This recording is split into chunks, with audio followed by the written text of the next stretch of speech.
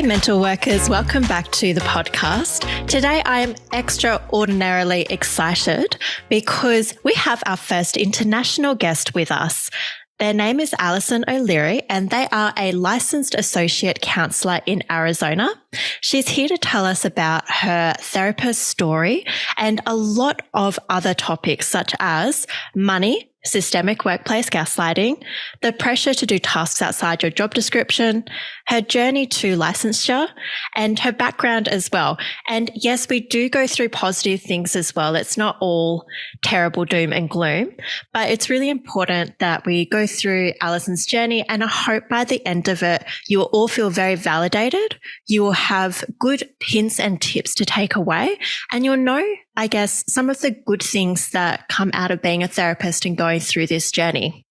Okay, here to take us through it is Allison. Hi, Allison.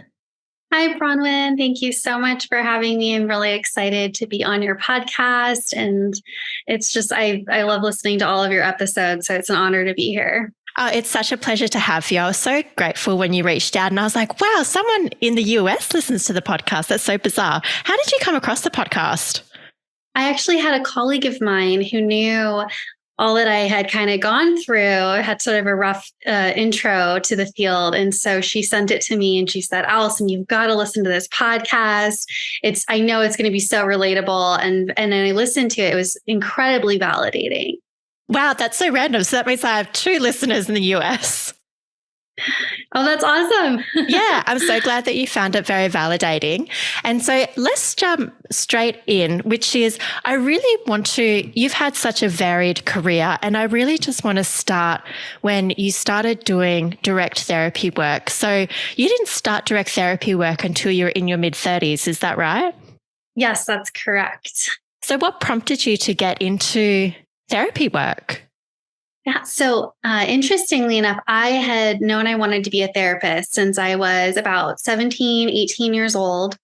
And so I got my bachelor's in psychology, and I was actually heading towards PhD programs. And when I was first disillusioned, I did not get into any, and I was really devastated. So I decided instead I was going to go a longer route. I was going to get my master's in developmental psychology, do some publishing, some teaching, become like a bit more competitive, and then try again. And as I was doing that, I just realized how much I loved the field. I wanted to get as much. I fell in love with research, did research for a while, felt conflicted on whether to stay in research or follow my dream to do therapy. And I just absorbed as much information as I could. I did unofficial internships with PhD students, even though I didn't get credit. I did that at the suicide prevention hotline. And that was just, I drove, it took me 2 hours to get there every single time I volunteered, but I did it for about a year. And I just got all these different experiences in the therapy type field without the title of a therapist. So I was like a addiction recovery counselor. I did ABA therapy before we realized that there may be other forms of therapy that might be more appropriate. I did all these different types of things in the field. I was a family sports specialist for 5 years, working with families kind of almost as a therapist, but not quite. So when I got my second master's in clinical mental health, I actually started therapy before my internship as a master's level therapist. So I think I was probably 32 at the time, something like that. It's incredible to me that you've had so much experience even before gaining the title of therapist, because in Australia, it's really hard for us to gain experience in direct client-facing roles. The most we can do is volunteer for Lifeline, which is similar to your suicide hotline. And we have to pay to do a training program for Lifeline, and then we can be a phone counsellor. But everything else is pretty much barred from us in Australia. So it's really interesting to me that you got such a breadth of experience. Did that really help solidify your direction for where you wanted to go? It really did. And it also gave me a ton of training. I know I've heard lots of therapists say they didn't always feel their master's programs prepared them for therapy work. And I felt that way sometimes. I can relate to that. But I was in the field for so long. It was just like, I would have had to be really not paying attention to not absorb a bunch of stuff. And I've been such a nerd about therapy and psychology my whole life. So I I felt really excited when it was time for me to start my internship. Yeah, it was exciting. So how many hours is your internship? Like when you started it, how many hours did you need to accumulate? Oh gosh, I don't know if I remember the hours. I remember I had almost double the hours I needed, but it was about a 10 to 12 month internship program. It's pretty lengthy, unpaid for most of us. Yeah. So, yeah. Oh, wow. Yeah. Okay. There's so many directions because then I'm like, oh, wow. Like I want to ask you how you survived an unpaid internship, but maybe take me to what was next for you. So how did you actually get to licensure? I guess I'm a bit confused, like with the US. So you're doing this internship and then you have to be officially licensed to practice independently. Is that right? Every state is different, so it can get confusing. In Arizona, you take the NCC exam, you pass it, you get your LAC. You have to collect 1,600 direct hours, at least, I think 200 hours of supervision. They just updated it it used to be just 100. And then you get your independent license, which is an LPC. There are also different types of licensures. So the LPC is just the route that I'm on, but it would take the whole podcast to go over the different licensures in the different states. It sounds so complicated. It's a little complicated. Yeah. We don't question it though. We're just like, all right. Okay. So with, I guess, your experience in the mental health field before you started therapy, what were you expecting going into the field? Going into the field, I was really excited. I was told that all the things I didn't learn in the school program, I would get at my internship site. My supervisor was going to be awesome. It was just going to be lots of knowledge. I thought there'd be lots of hand holding, and I was just ready to learn, just kind of like sitting in the front of the classroom kind of energy. And when we talk about the disillusionment on the podcast, or when I hear you say that, I just so relate to it. It was nothing of what I expected. So it was an adjustment period. Yeah, I'm always interested in how our expectations, I guess, when they come into contact with reality and how different that might be. And I'm finding that that's a common thread with therapists, that we are usually such therapy and psychology nerds. We're so excited to come into this field and we believe that we're going to be taken care of and that everything's going to be okay. And then sadly, it's sometimes the complete opposite. And so I'm wondering, like, what was your experience? Were there good times or were there, I guess, more of those bad times? Yeah. So I always like to say that, the work with clients has always been the best part. If it weren't for the clients, I think I would have had a real life crisis of why am I in this field? I don't know, but the clients have always been wonderful. And I've always had colleagues everywhere I've either interned or worked that have been a bit like lifelines for me. So those have been the good experiences. But yeah, there was just a lot of, things that have been talked about on the podcast, the moral injuries. We learn all these ethics in school. We learn, the ideal right way of doing things. And then we go to a internship site, we go to a practice, and we see things happening that, are concerning to us, and we aren't always able to share these concerns if it's not an environment that's going to receive them well. So yeah, I 100% relate to clients being the best part of the journey. When I've been in difficult workplaces, I've always been like, look, the clients are fine. Like, I'm very happy to see my clients, and I'm very grateful that I can do this work with my clients, but it's just the stuff around it. Like, I used to have my email settings set so that emails from management would go straight into an unread archive folder, which is really sad because I just didn't want to see the emails from management. So another reason why I had some disillusionment was because I spent 5 years working for a mostly government funded organization that was a very well-oiled machine. They provided tons of trainings. We went to several conferences every year. We had weekly supervision. It was 2 hours every single week. It was just, they did not give us too many clients on our caseload. We never had more than 20 at max. And we were just given so much positive reinforcement. We had health insurance. And so I think I just assumed that it would be even better going into therapy, because I was going into the homes for supporting families and children. And I thought, how wonderful. I'm going to have all of these, wonderful things, training, supervision, and clients are going to come to me in my office. And so so, I think that working in this place for 5 years also, I don't know if I should say spoiled me, but it just raised the bar for me. And so I was even more devastated going into the field of therapy. And I went to multiple sites and to find out that this was actually more of what the field is like, not just this site or that site, but in general, it was kind of a larger issue. That's so interesting. And yeah, it's sad to hear you say you were spoiled by just, I guess, reasonable workload and like a nice workplace. I mean, that sounds fantastic. No more than 20 clients. Wow. Incredible. And so I guess I'm interested in you coming into this field. Like, what did you feel when you first entered? So I initially was planning to do my internship where I was working as a school-based counselor. That was my first job in the field right before I started my internship. I was a school-based counselor, and it was during COVID.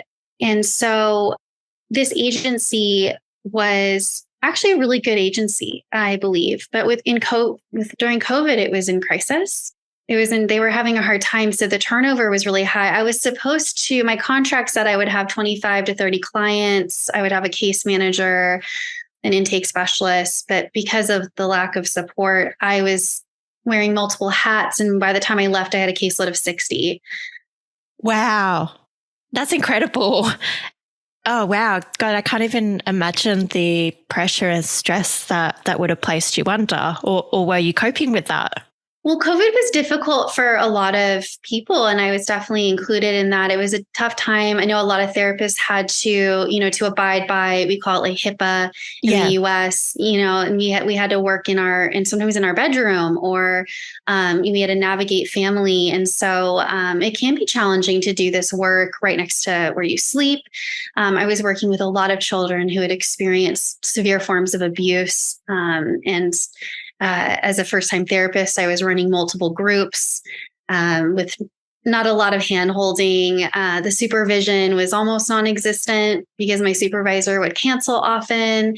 And so even though I had a wealth of information in the field going into it, I still didn't feel right to me. And so I decided not to do my internship there because I couldn't imagine taking on more than 60. I was already struggling to see all of the clients that I did have. So I went searching for other sites, and it was a bit bouncing around, a lot of moral injuries, I should say, just like, oh, this isn't right. This is not, and a lot of colleagues that could echo my concerns. A lot of times I left an agency and I was followed by a lot of other therapists, and you're left with a conflict of sorts of you feel this duty to be there for your clients. You don't want to leave them. You want to give them your best, but you realize that if you don't have work-life balance, if you're not getting paid enough, I've had contracts that, said they were going to pay me a certain amount, only to after I've started working for them, they tell me they actually can't pay me that much. They can only pay me this, and it's after I've already started. So we have to put our own oxygen mask on first, and then we can help others. So it was always really hard leaving clients and wishing I could take them with me. But I think during COVID, there was a lot of unsustainable work environments in private practice and in agencies. So I think that was part of why I had a bit of a rough introduction. Yeah. I wonder, did you ever consider leaving the field during that time? Because you had that 5 years that just sound like that was fantastic. And then you're encountering all these difficulties and all this moral injury, and your colleagues are echoing the same things. Yeah. Did you ever consider that maybe this isn't the right career for me? I've talked to some therapists, and I can tell sometimes there's a lot of hesitancy to sharing that there's ever been doubt. So I want to be vulnerable and say, yeah, there absolutely have been times where I've just thought, I don't know if this is, I wondered at times if we were doing more harm than good, if we have too many clients on our caseload and we're not able to see everyone, or if we're not able to have a good work-life balance. Is it really feasible to see? I had a colleague who saw 11 people one day, about weekly. There was one day where she had 11 people on her schedule. I had a lot of job interviews where they wanted me to schedule 10 people a day. And so I wanted to help people, but I also was just not sure of what kind of quality service I could provide in an environment that was overworking me and underpaying me, and really shutting down any conversation around self-care, my own mental health, around fair pay, these types of things. So I did have those moments. But I've luckily had some colleagues that have been cheerleaders for me. So that's been. Oh, thank goodness. Because what you're describing is so next level. It's like expecting you to book 10 clients a day. It's like, wow, that's incredible. And these are like 50-minute sessions? Yes, I had one site that actually told me I was not allowed to have a lunch break because it wasn't negotiated in the contract. And because I was only working 4 days a week, a 5-minute break in between was enough.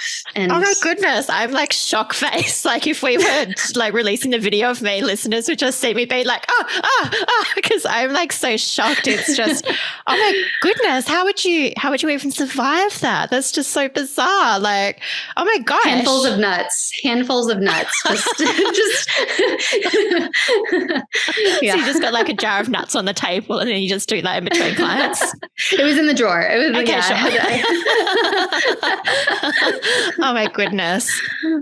So I guess like I'm actually really curious because like I said, the stuff you're describing is just so next level. Like I think if I was subjected to the same things that you're describing, I would just crumble under that pressure. I'm not even sure like my resilience skills could take me through. I think I would actually leave. So I'm curious, like how did you get through these times? Yeah, there were certain places I worked where there were, these really unrealistic expectations. And so I would just kind of glance at some of my other colleagues and I could see that they were also in distress. So we just sort of, were almost afraid to connect, but we did. And when we felt validated, I think, by each other's experience. And it was a bit vicariously traumatizing also to hear what they were, because I had one story and they'd have a story and we would leave places. But these colleagues got me through, they really helped me, because I'm definitely one to, if there's an issue, I immediately go, okay, what am I doing? What can I do differently? How can I say this differently? I really start to look at myself. So, after enough places, I started to feel like, am I the issue? Should I be able to not have a lunch break? Should I be able to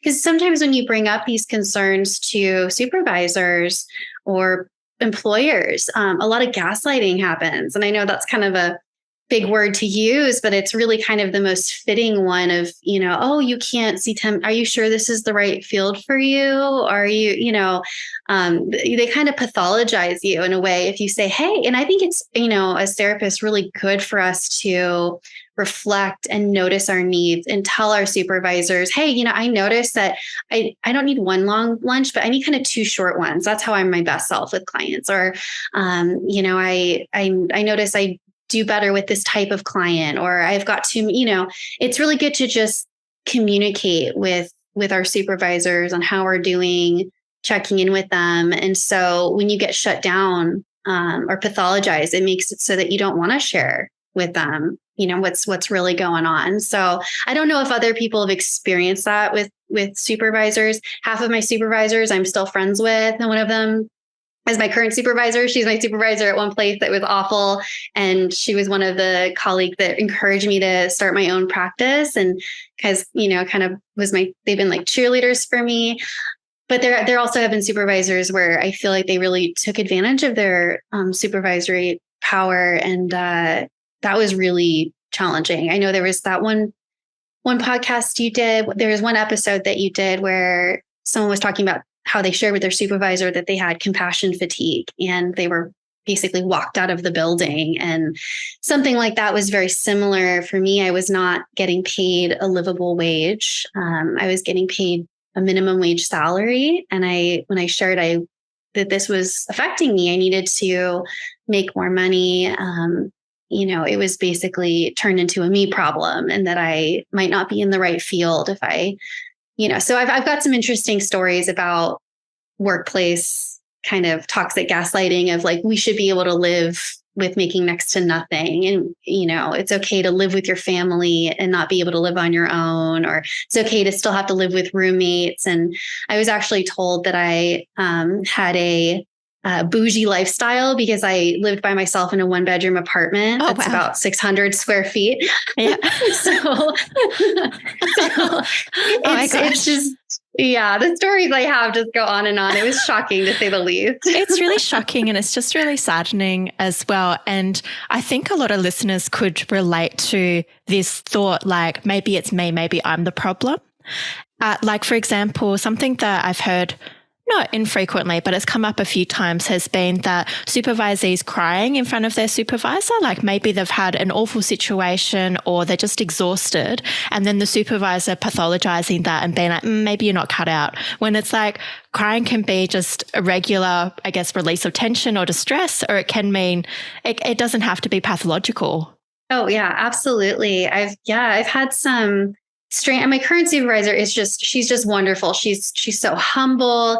She offers me different perspectives. She'll challenge me into thinking different ways about something. I'm finally getting that supervision I've always wanted, but I've had some supervisors who it seemed like their sole mission to pathologize me. And I've had really strange feedback. And I've asked, gosh, are clients are they calling the practice and saying this stuff? And no one's complained about you. We asked and they all think that you're sweet, you're fine, but they'll say something like, you just come off like you're too perfect.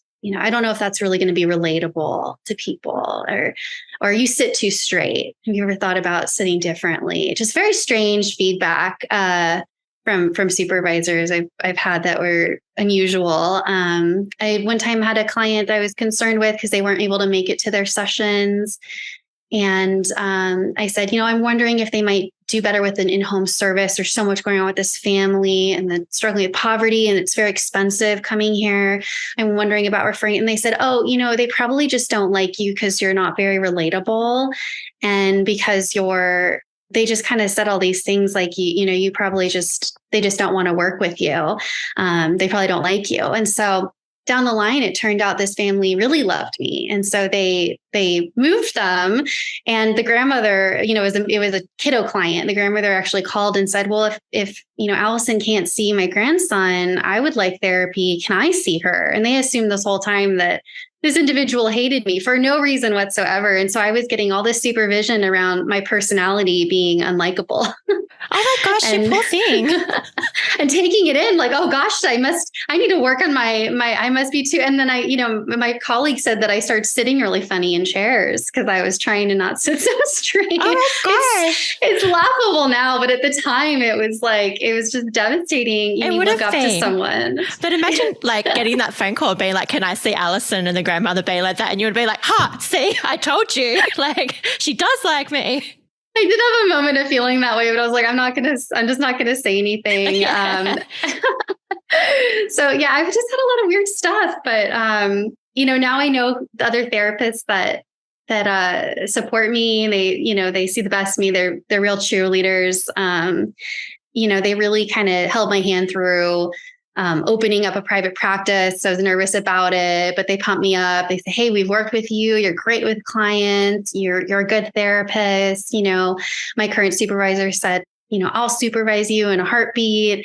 I think you do great. And so ever since I went off on my own, I've been able to look back at a lot of these really challenging times and just laugh. Honestly, it's so ridiculous. It's just funny. It is like we said, it's like going through it at the time, it would have been horrendous. But now looking back on it, it's just like how bizarre to just be like, I'm sure the client doesn't like you, rather than looking at these quite obvious systemic factors that might be making it difficult for them to attend therapy.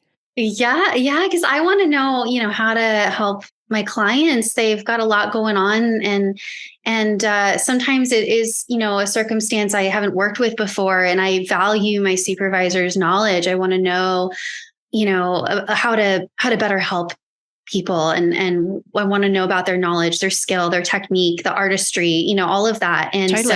So to get such a focus on these really strange, abstract type things, like, oh, you're so sweet. Do you think that, are you sure that it's genuine? Yeah. It's just like, so it was very, or comments on my outfit, my hair. I was just like, is there an HR department? I don't know where to go with all of this. Yeah. And there usually isn't. It sounds like sanctioned bullying, like when you put it like that.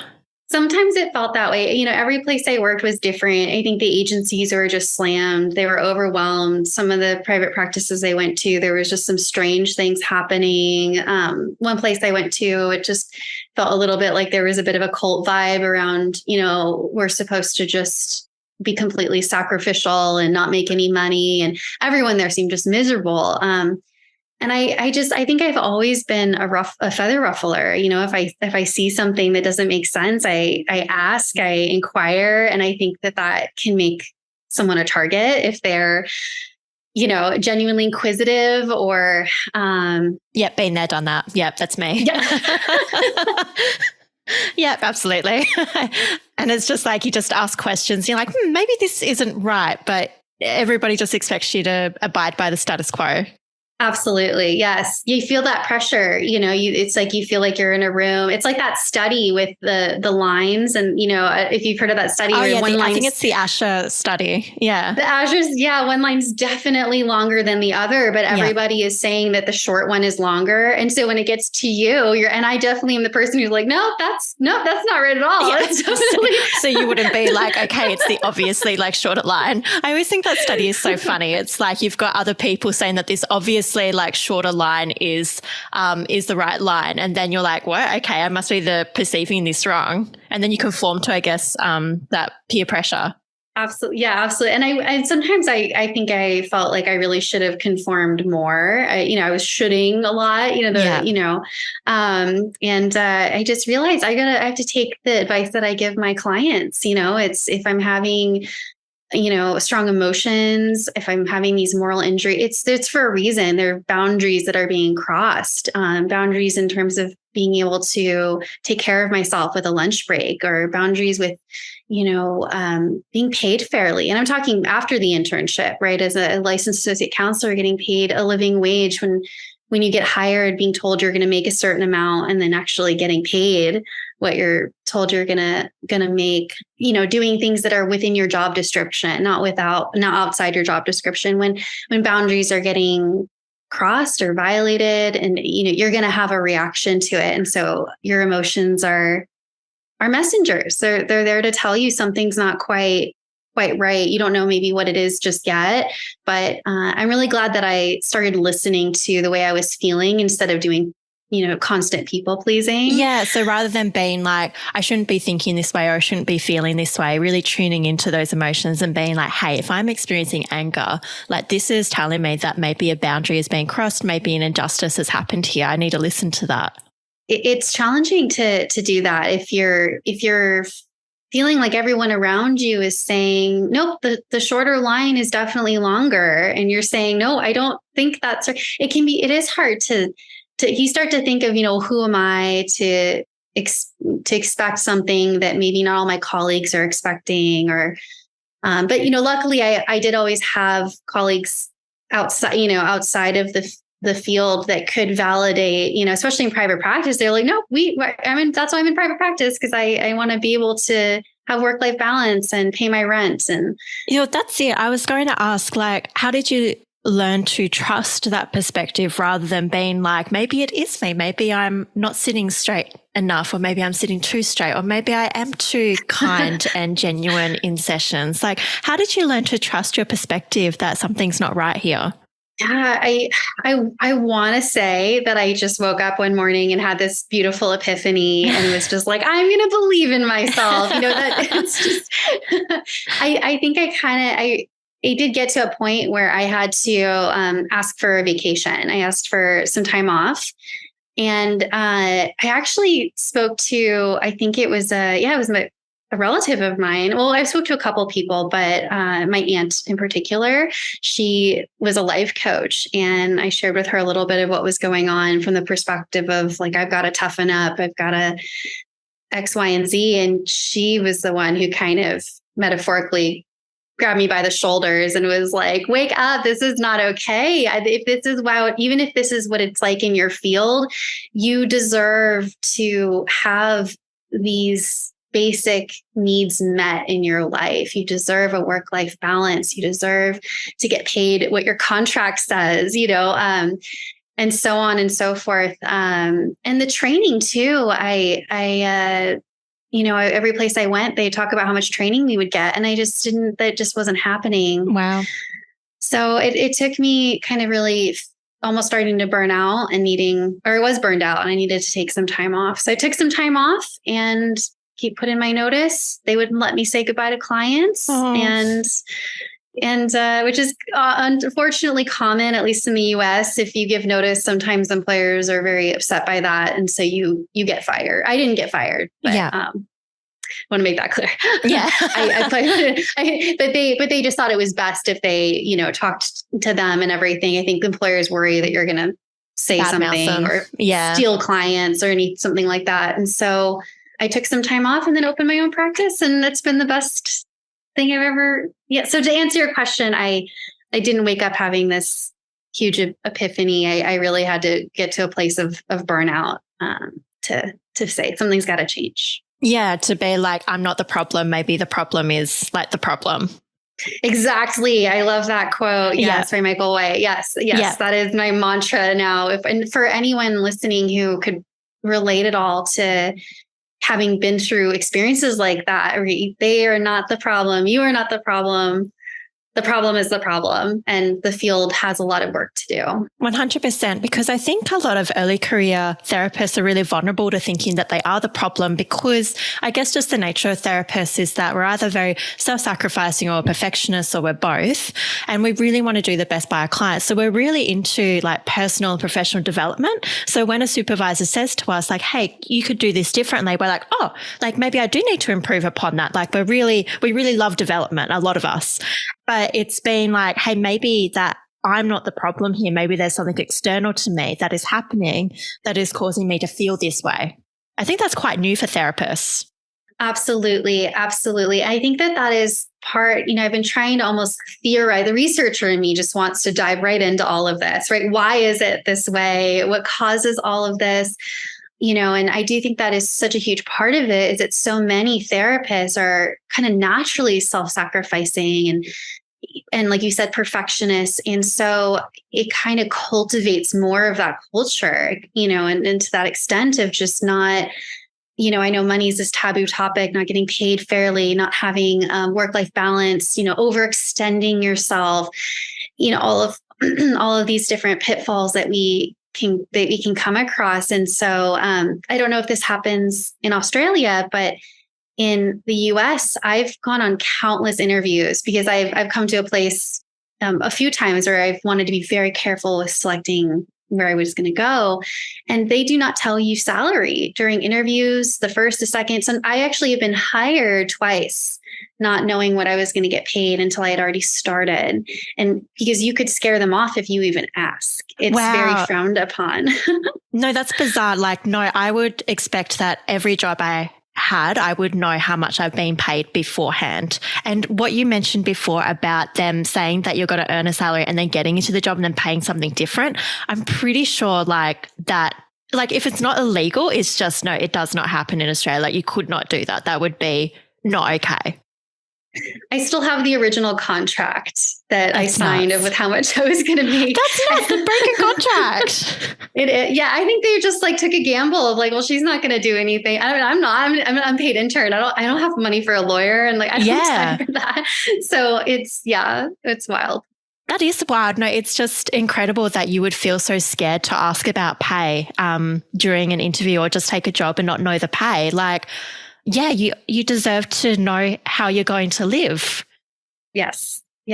I agree completely. Yes. And I can even feel myself hesitate there to like even agree with, because it's like so ingrained in you after a while of, we're just here to help. And you talk of, that. And the truth is that we are just here to help. I actually offer sliding scale to most of my clients. Yeah. I definitely am not in this to be super, super wealthy. I just was expecting to make enough to live. I never thought that I would be struggling to get by as somebody who, has 2 master's degrees, who's worked so hard in the field and her whole life. It seemed so, it was an ego bruise for sure to like go through all this training and all these different experiences in the field, and to feel, I came in feeling so confident. And ironically, I think there was something, it's almost a change in subject, but I think there's something about when I entered into the field as well, I think I had this confidence and this excitement that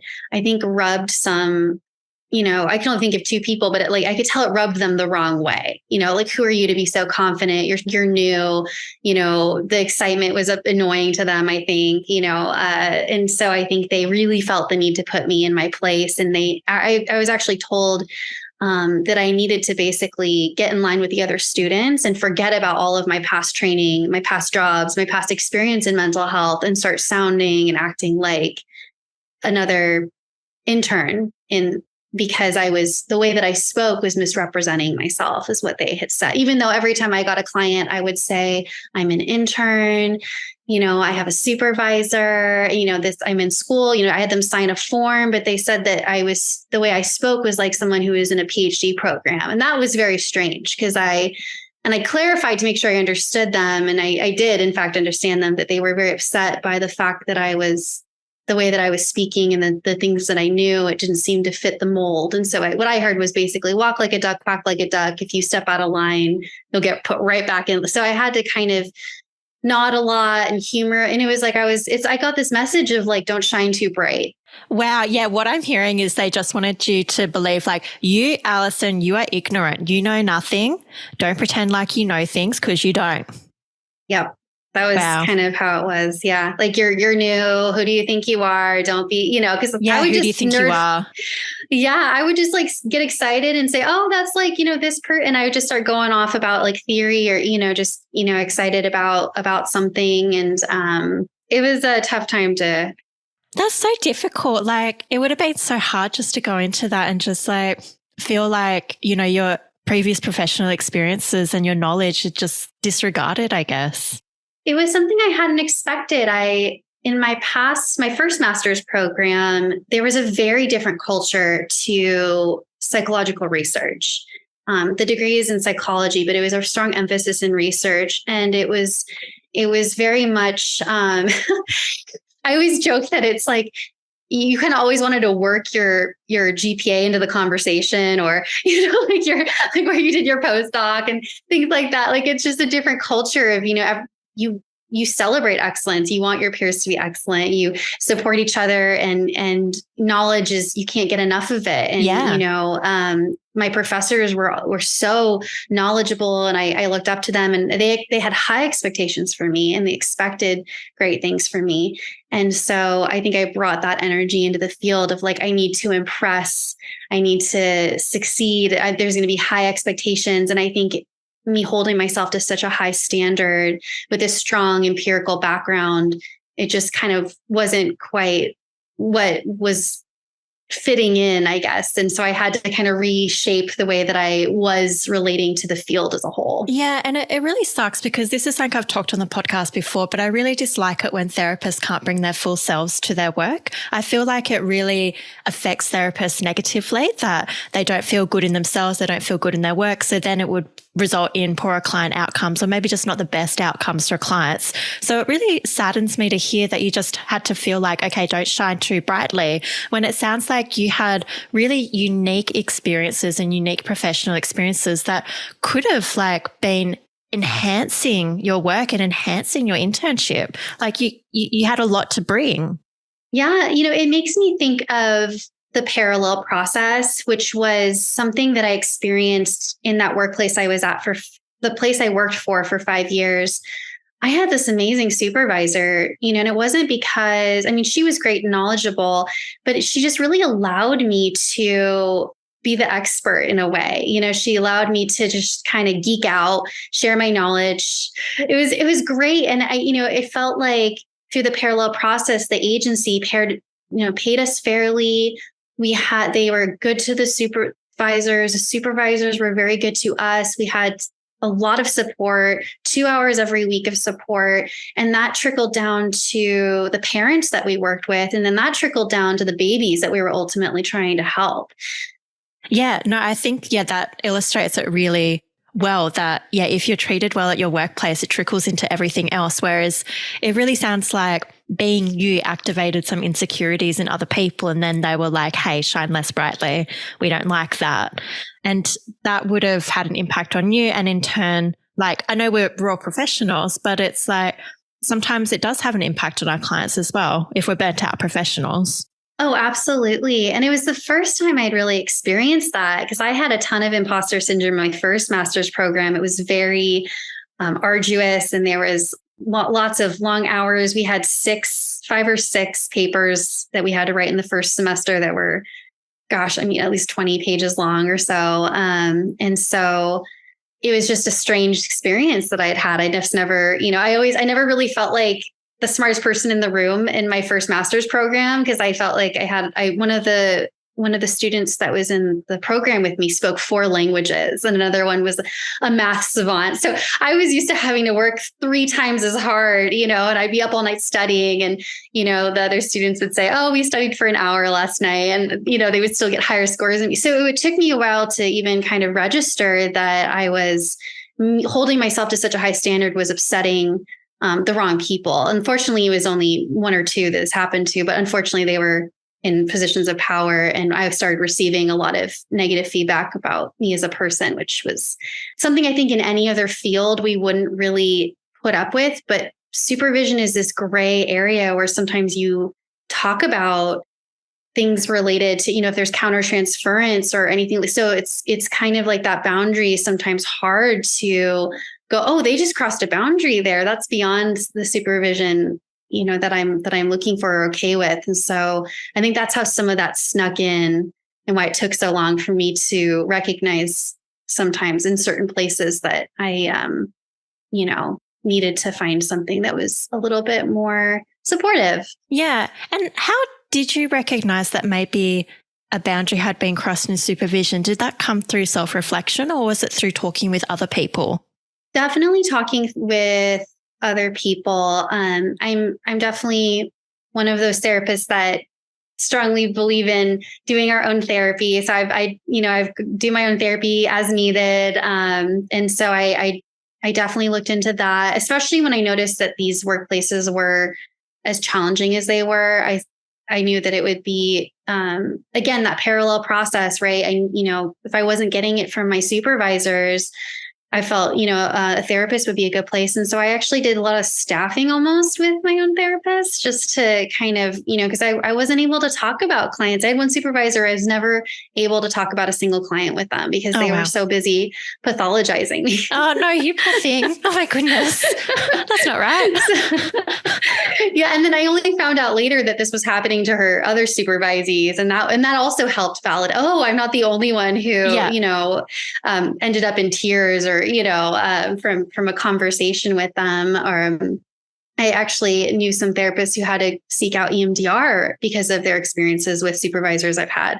So I wasn't alone in my experience. And so that I wasn't the only one getting pathologized. I wasn't the only one not getting a lunch break. So I think really getting validated by colleagues and then my own social support outside of work too was helpful for me. Yeah, no, wonderful. How did you find these supervisors, like who have been really good for you? It's just so interesting because most of my supervisors have been wonderful. I'm kind of really speaking to. There's really only been about 2 that were pretty challenging, but most of them were just wonderful and they were at my work sites. Oh, fantastic. So I didn't get to choose them. They were just handed to me. I've had quite a few supervisors also because some places I've worked, the employer maybe it was not a good situation. And so the turnover was so high that I just kept getting new supervisors as they were leaving. Yeah. And so the silver lining in all of that is that I've made all these wonderful connections with really wonderful therapists. And so I feel really supported and connected to a network of therapists and supervisors, a lot of women that I look up to that live within my community. And that's been the definite silver lining.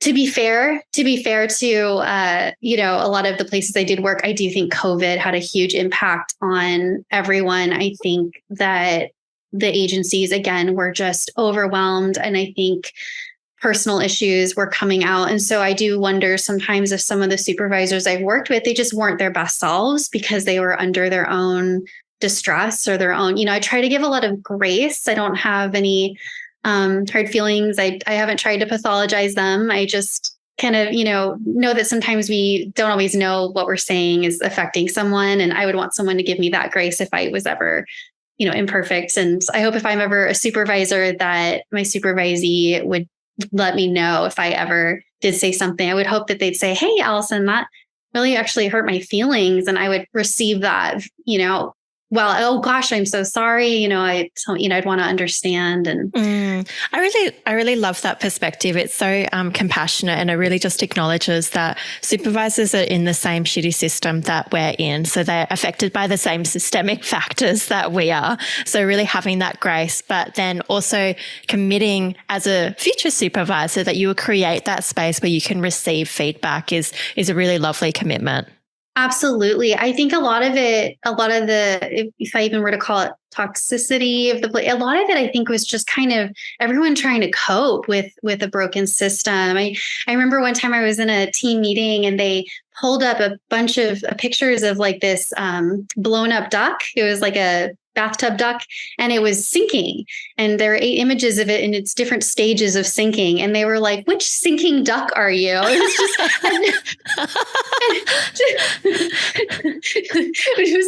was just like completely validating that we were all working 50 hours a week and exhausted. And they were just like, "Oh, it's all normal. Keep up the good work." And I appreciated the humor, but I was also like, why are we normalizing that we all feel like we're drowning? Yeah, we are like the deflated duck underwater.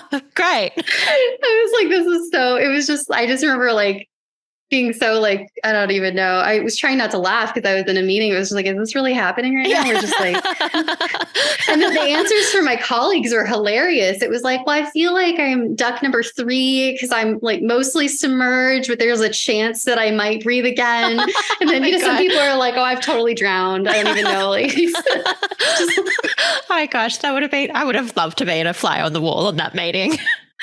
What was your answer? Oh gosh, I don't know if I remember. I think I picked like number 2 because everyone starts just trying to like amp up the positivity of the meeting because everyone was really diving in on the like really they were mildly submerged duck. Like, come on, guys. I can still get some oxygen. Yeah. Totally. Oh my gosh. So Allison, I'm really interested in like what helps you get by now, because the way that I'm seeing your story, it's just like you've just gone through so much, and it's amazing to me that you even got through believing that you are not the problem, because I honestly think I would have been like, yep, it's definitely me. I'm the problem. I sit too straight. That's it. So I think it's just incredible that you've been able to connect with others and just be like, hey, like, no, this is the system. I'm really interested to know what's getting you by now, and how do you feel about being a therapist? Like, do you still like it? Yeah. So let's see, what's getting me by now would be, I think, clients. I think there were definitely days where I just wanted to quit, but then I would have some sessions that it just felt really, really good. Like I just felt like it's such an honor to be able to hold space for someone as they share their deepest fears, their negative core beliefs that, stem from deep childhood wounds, and they share that with you. And it just, you see these aha moments and you see growth, especially clients. Sometimes they'll come in and they're so dysregulated. And, after a few sessions, they come in and you see them almost like a whole new person. They're regulated. They've been practicing, body relaxation deep. It just feels so good to see that progress. And even just the clients who you can just tell that they look forward to seeing you every week, and it's an honor. It's an awesome job. It really, that part of it rocks. Yeah. No, that's amazing. So I've been reflecting on this actually a lot lately about what it is that I enjoy about being a therapist. And I think it's very similar to you, actually. I've realized that I really enjoy it for these moments that I have with clients, like where it's like they're very vulnerable and then I can say something that is just really meaningful to them, like hearing that I'm proud of them, or you can do this. And it sounds like when you take it out of context, it sounds cheesy and lame, but like in that moment, and that's why it's the moment, it's like, it's the most powerful thing that you could do or be there for someone. Absolutely. Absolutely. It's really cool. And, and all that being said too, it's also kind of really hard because sometimes you really don't know if you're helping someone and you get all these this doubt. Yeah. I also have days where I'm like, oh gosh, am I, and it's just a constant process of just, improving on believing in yourself and just knowing that, we're doing our best and it's not an easy job. And I would love it if it was just a direct science and all technique, but there is an artistry to it. And there is still a bit of a, you can't measure everything, even though I wish I could. No, I wish we could as well. But you're right. There is like some element of us. And that, I guess that makes it exciting and challenging as well for people who love learning, is that like you can work out how you can bring yourself to maximize the outcomes for clients. Yes, definitely. Yeah. I mean, that rapport, that relationship is the strongest predictor too, they say. Yeah. Yeah, absolutely. Yeah. So it's incredible that like we can have that therapeutic relationship with people and then it can improve lives. Like it's just nuts when you think about it. Yes, I know. It's really cool. It really, really is. Especially that element that part of us just as our personality as a person, as a human. No, not a technique, not, anything that we learned in a book, but just us as a person, just offering our genuine empathy, our genuine authentic selves. It like brings up some anger in me when I think about therapists who are told like they can't wear particular things or that they can't be themselves in a particular way. And I'm going to pick on the sitting straight because I just think it's really funny, or that they can't use their natural posture in sessions. It's like, no, that's you. You're bringing that. And then that's wonderful. Yeah. I actually have a little bit of like scoliosis in my back. Okay, so sure. I kind of, it like curves. So I think that's also why I kind of sit a little. So I just, but that's you. It's just the way my back goes. Yeah. But yeah. So I think I'm trying to think of all the funny things I heard. I also heard that it looked like the chair was commanding me versus me commanding the chair.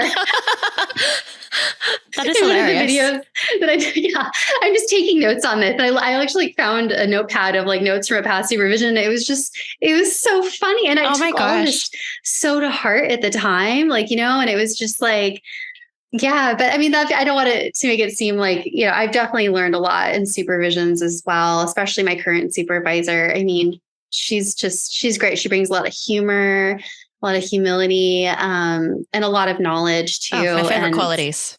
Yeah. Yeah. So I feel very lucky. Yeah. And how's your private practice going? Like, how do you feel having stepped out on your own? Like, do you feel like this is the right decision for you? I feel really good being out. It's really wonderful to be able to have control over my schedule. It's really great to be able to set the precedent for how I want to communicate with clients. My supervisor, I'm in a supervised private practice. So she really respects me as a professional and gives me lots of freedom with, choosing how I want to handle the cancellation policy, my rates, all of that. It really makes me feel comfortable because I really like dotting I's and crossing T's. And, I love the code of ethics. It's kind of like my beacon of knowing I'm doing right by clients. And so it's been feeling really, really good. I also am able to make a bit more money to pay for those trainings I've always wanted, which has been amazing. And I have, and the trainings have been wonderful. That's what I've been really wanting, is that extra bit of knowledge. So I've just been soaking up as much as I can, because in private practice, you have a bit more free time. You're suddenly not seeing some, 31 people a week. And so, I mean, some of us are, and like rock on, that's awesome. Right. Yeah. Yeah. But you have more time. Yeah. No, fantastic. And where are you heading in the future? Where do you see yourself going? I really enjoy private practice. I hope I can always have that open. I just got a part-time job actually, working in another area of mental health. I'm kind of just getting, into that a little bit. Oh, congrats. So thank you. Yeah. Just kind of exploring the different options within the field. I would love to be a mentor to other early career psychologists once I become more established, because I know just how invaluable it is to have a supportive supervisor who sees the best in you, who encourages you, who, just is like your cheerleader kind of, right?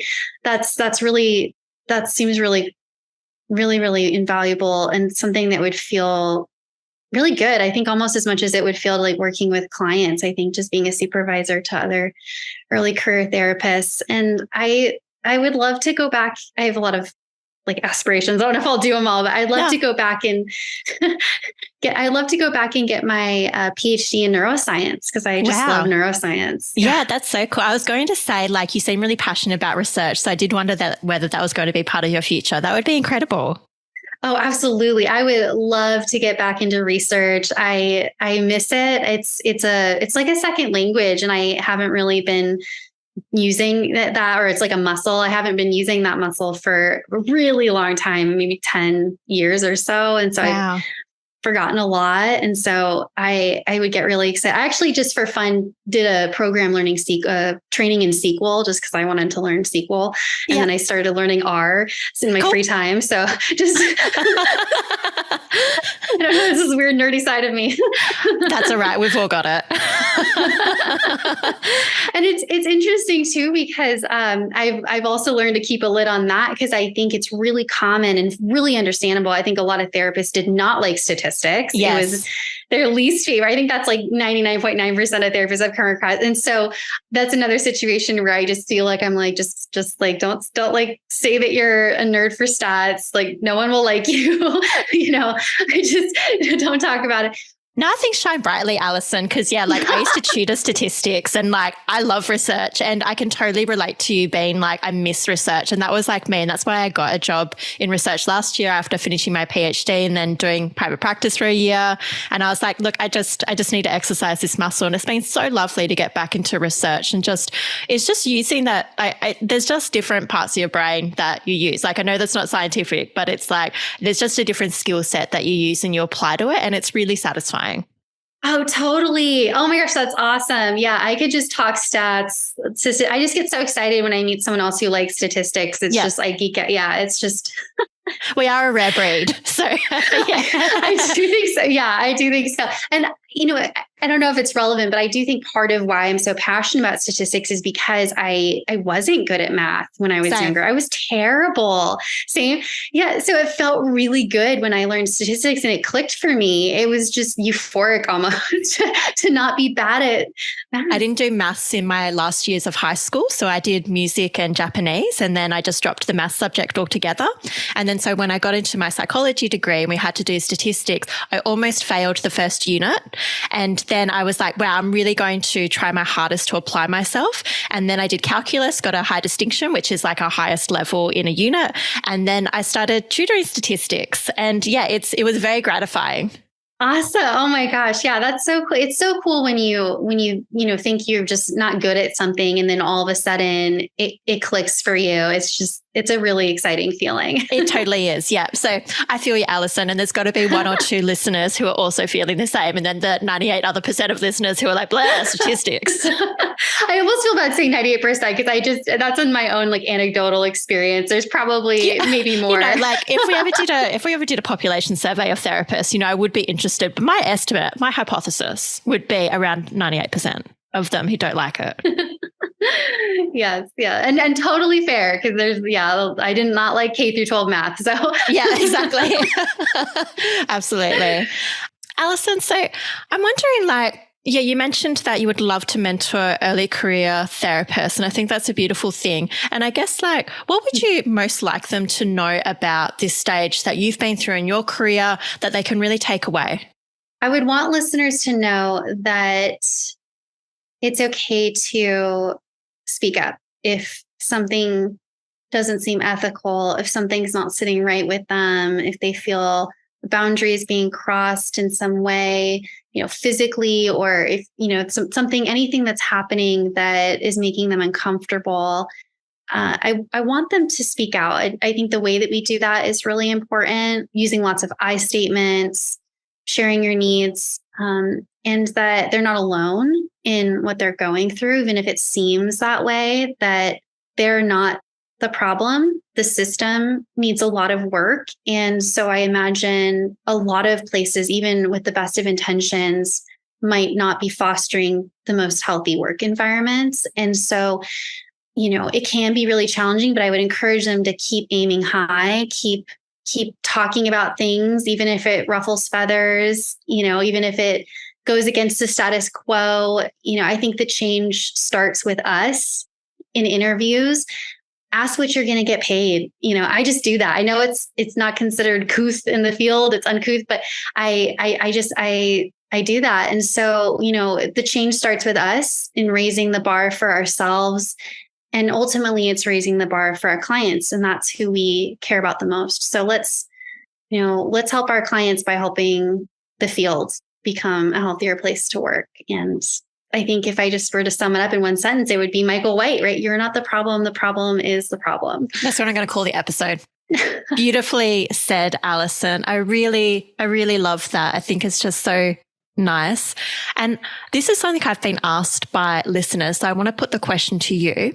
But do you think going through all of these experiences, the negatives and the positives, is it all worth it to be where you are now, to be a therapist? Absolutely. I didn't think I would say that if you asked me maybe a year ago. But now I think it was worth it. It was really tough experiences to go through. But I think it's made me a better therapist, honestly, to experience all of these different things. I can relate to my clients even more. And that's been my mantra ever since I was 17, 18, when I wanted to be a therapist. I'd say anything tough that happens to me is just going to make me a better therapist, because it's easier to empathize if we've been through something similar. And so that's just the silver lining. The meaning I make of it is basically, this is going to make me a better therapist one day. Oh, that's really beautiful. I think that'd be really helpful for some listeners to hear, because sometimes they are in this state of disillusionment or despair, or they're in those experiences that you've described, like right now. And so it's really helpful for them to hear, like, yeah, it feels like crap right now, but there are things that you can do and it won't be like this forever. And getting to the other side of being a therapist is a great place to be. Absolutely. Yeah. It's an amazing job that we do. Yeah. I think it's pretty special. Yeah. Well, Allison, is there anything that we haven't covered, or that anything that you want to leave listeners with? Nothing comes to mind right now, other than, I love what you said a couple episodes ago about, just being excellent to each other and, supporting each other and hearing each other out when we are feeling overwhelmed or burned out, and having those difficult conversations, and just to quote you, Bronwyn, be excellent to each other. Oh gosh. It's really my hope for the field. I just want us to be like awesome and excellent to each other. Absolutely. Well, thank you so much, Allison, for coming on the podcast. I very much appreciate you reaching out, and I appreciate your bravery and your vulnerability here today. It's really lovely just to hear about these experiences, how you've come through and what gets you through now, and where you are now. And congratulations on your success with your private practice and the other job as well. Thank you. Thank you, Bronwyn. Thank you for having me. No worries. Well, listeners, thank you for listening, and have a good one. Catch you next time. Bye.